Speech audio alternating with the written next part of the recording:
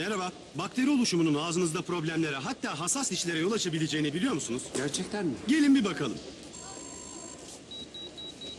İşte çoğalan bakteriler. Yeni Colgate Total Professional Sensitive'i deneyin. Bakteri plağı oluşumuyla 12 saat savaşır ve hassas dişlere karşı etkili koruma sağlar. Kullanıyor musunuz? Evet. Bakın, çok daha az bakteri plağı var. Hassas dişlerim de koruma altında. Colgate Total Professional Sensitive. Bakteri plağı oluşumuna karşı 12 saat koruma. Colgate, dünyada diş hekimlerinin bir numaralı tavsiyesi. Yeni Magnum Essence portakallı bitter. Portakal parçacıklarıyla yoğun çikolata. Yine mi görev başında Magnum çikolata? Magnum çikolata baştan çıkarır.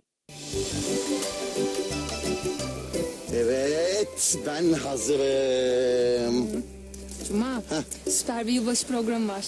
Yabancı mı? Hayır tabii ki yani. Ay, çok severim.